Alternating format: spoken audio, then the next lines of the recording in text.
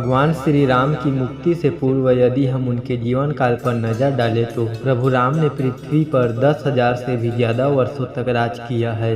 अपने इस लंबे परिमित समय में भगवान राम ने ऐसे कई महान कार्य किए हैं जिन्होंने हिंदू धर्म को एक गौरवमय इतिहास प्रदान किया है।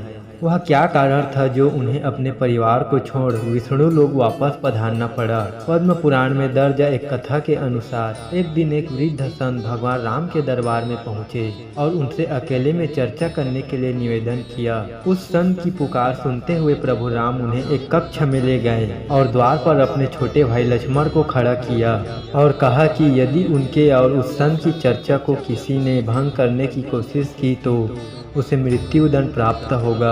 लक्ष्मण ने अपने ज्येष्ठ भ्राता की आज्ञा का पालन करते हुए दोनों को उस कमरे में एकांत में छोड़ दिया और खुद बाहर पहरा देने लगे। वह वृद्ध संत कोई और नहीं बल्कि विष्णु लोक से भेजे गए काल देव थे, जिन्हें प्रभु राम को यह बताने भेजा गया था कि उनका धरती पर जीवन पूरा हो चुका है और अब उन्हें अपने लोक वापस लौटना होगा। अभी उस संत और श्री राम के बीच चर्चा चल ही रही थी कि अचानक द्वार पर ऋषि दुर्वासा आ गए। उन्होंने लक्ष्मण से भगवान राम से बात करने के लिए कक्ष के भीतर जाने के लिए निवेदन किया, लेकिन श्री राम की आज्ञा का पालन करते हुए लक्ष्मण ने उन्हें ऐसा करने से मना किया।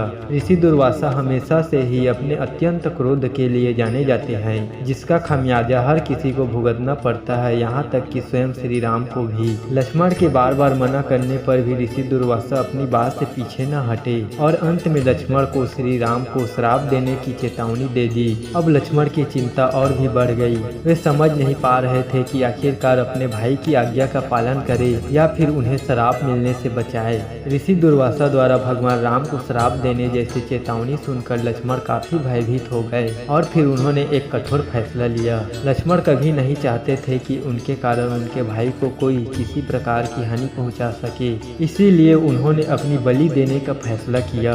उन्होंने सोचा यदि वे ऋषि दुर्वासा को भीतर नहीं जाने देंगे तो उनके भाई को श्राप का सामना करना पड़ेगा, लेकिन यदि वे श्री राम के आज्ञा के विरुद्ध जाएंगे तो उन्हें मृत्यु दंड भुगतना होगा। यही लक्ष्मण ने सही समझा। वे आगे बढ़े और कमरे के भीतर चले गए।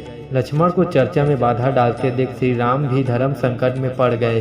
अब एक तरफ अपने फैसले से मजबूर और दूसरी तरफ भाई के प्यार से निसहाय थे। उस समय श्री राम ने अपने भाई को मृत्यु दंड देने के स्थान पर राज्य एवं देश से बाहर निकल जाने को कहा। उस युग में देश निकाला मिलना मृत्यु दंड के बराबर ही माना जाता था, लेकिन लक्ष्मण जो कभी अपने भाई राम के बिना एक क्षण भी नहीं रह सकते थे, उन्होंने इस दुनिया को ही छोड़ने का निर्णय लिया। वे सरयू नदी के पास गए और संसार से मुक्ति पाने की इच्छा रखते हुए नदी के भीतर चले गए। इस तरह लक्ष्मण के जीवन का अंत हो गया और वे पृथ्वी लोक से दूसरे लोक में चले गए। लक्ष्मण के सरयू नदी के अंदर जाते ही वह अनंत शेष के अवतार में बदल गए और विष्णु लोक चले गए। अपने भाई के चले जाने से श्री राम काफी उदास हो गए। जिस तरह राम के बिना लक्ष्मण नहीं, ठीक उसी तरह लक्ष्मण के बिना राम का जीना भी प्रभु राम को उचित न लगा। उन्होंने भी इस लोक से चले जाने का विचार बनाया। तब प्रभु राम ने अपना राजपाट और पद अपने पुत्रों के साथ अपने भाइयों के पुत्रों को सौंप दिया